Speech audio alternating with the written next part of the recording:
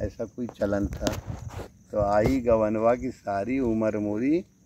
तो साधक कहता है अभी तो हम कुछ नहीं है भाई, अभी तो हम कुछ नहीं जानते, और अभी अब हमारी सार वस्तु आ गई है। ये तो मैंने अब उसको भगवान का दर्शन अनुभूति होने लगी। गुरु महाराज का ध्यान करते करते गुरु स्वरूप जो है अंदर में पूरी तरह से जागृत होने लगा, और उसी से बुद्धि को लगन को जोड़ देना है। यहाँ लगन रूपी लड़की है, बुद्धि की लगन जो है यही लड़की। फिर अब की निष्कर्ष कह दिए हैं, अब की गए बहुरी नहीं औना। ये गौना ऐसा है कि इस गौने के बाद फिर दोबारा आने का आवागमन मिट गया, माने ये शुद्ध आध्यात्मिक है। तो सारी तो आ गई, सार वस्तु तो आ गई, पर अभी हमको लगता है कि अभी हम बच्चे हैं, अहंकार नहीं है, पूर्णता का वो नहीं है। अभी उसको लगता है कि अभी तो हम बिल्कुल साधना की शुरुआत है। जो परिपक्व साधक होता है वो यही मानता है, ये नहीं कहता कि मैं सिद्धोहम शिवोहम, वो कहता है अभी तो हमारी शुरुआत है। कि हम ऐसा लगता है आज ही से हमारी साधना चालू हुई, क्योंकि एकदम नित्य नूतन है ना आत्मस्वरूप। ये नहीं लगता कि हम बहुत दिनों से साधना कर रहे थे, ऐसा लगता है आज ही से, जैसे वो अपने ध्यान चिंतन, तो ये परिपक्वता होती जाती। पर ये नहीं लगता कि जो है हम बहुत पुराने साधक। नित्य नूतन होने से नित्य नयापन लगता है, साधना का नित्य नया अनुभव लगता है, कभी पुराना लगता ही नहीं। ध्यान की क्रिया में प्रवेश करने पर कभी उबोगे नहीं, अगर किसी को लगन होगी तो और कोई काम रोज रोज करो तो ऊब जात, पर ध्यान क्रिया अगर सद गई बन गई तो ऊबता नहीं। नित्य नवीनता लगता है कि अभी हम आज ही से आज चालू किए हैं साधना।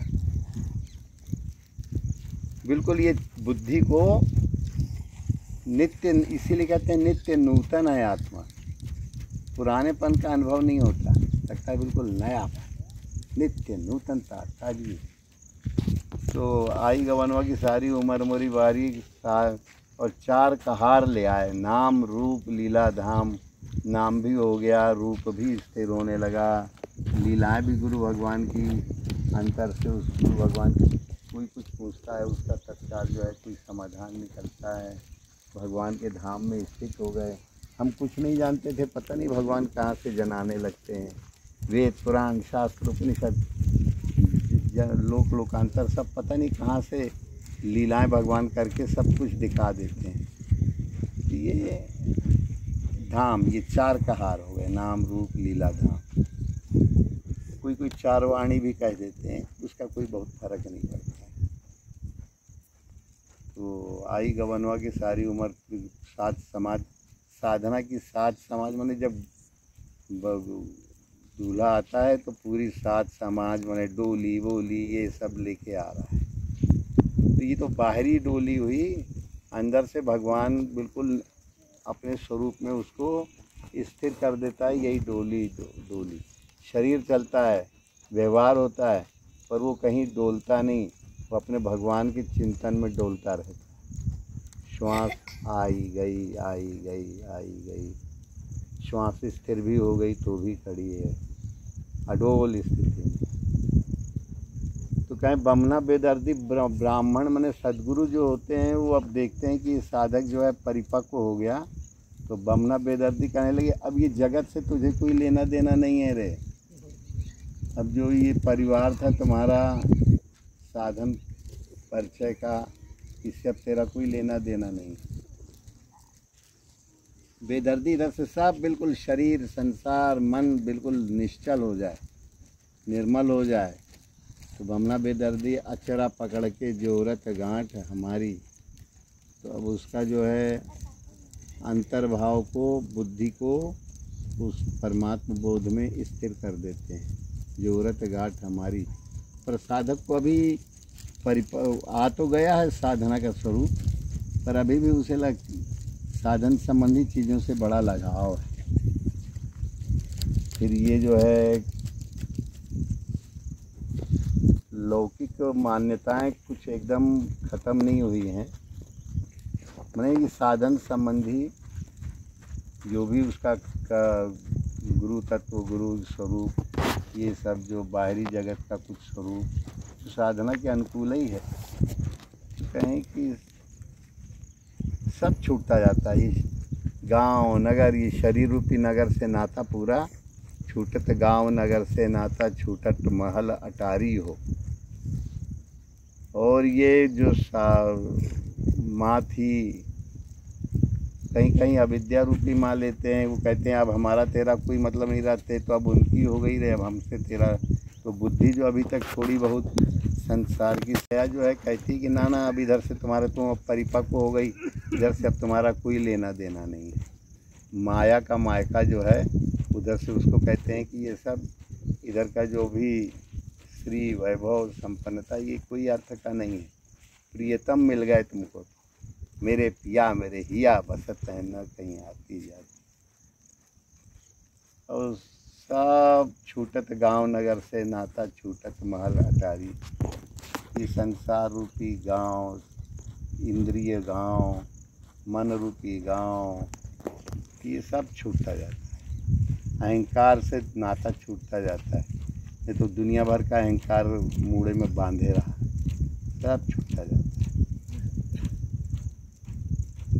ये शरीर का अहंकार तो कहने लगे कि जो है ये सब छूट गया। फिर नदिया किनारे बलम मोर रसिया, हमारे भगवान बहुत हमारे प्रति बहुत हमें बहुत मानते हैं।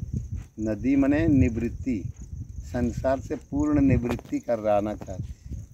अभी थोड़ा बहुत हमारा अहंकार बचा था, तो अहंकार का घूंघट, और अब हम इस योग्य अपने को नहीं मानते कि हम भगवान से बिल्कुल तद्रूप हो जाएं।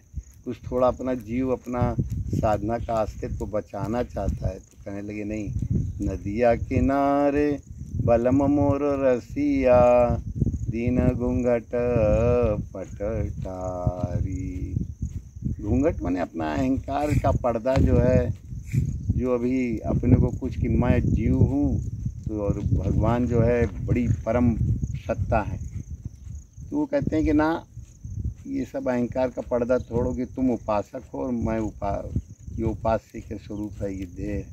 ये चित्त जो है शून्य हो गया, बुद्धि की वृत्तियाँ शून्य हो गई, उसको बिल्कुल उघारा कर दिया। अहंकार था ना बुद्धि में कि मैं ये मैं वो, कुछ थोड़ा बहुत साधना तो परिपक्व हुई, अनुभव भी आने लगा, ध्यान भी बनने लगा, पर मैं ध्यान करता हूँ वाला जो मैं अहंकार है, इसका सबका निरावरण कर दिया।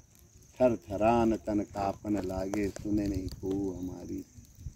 तो थर थरान मतलब ये शरीर जो है अपना साथ छोड़ रहा है, ब्रह्म अनुभूति में गुरु स्वरूप में पूरी तरह से ढले जा रहे हैं।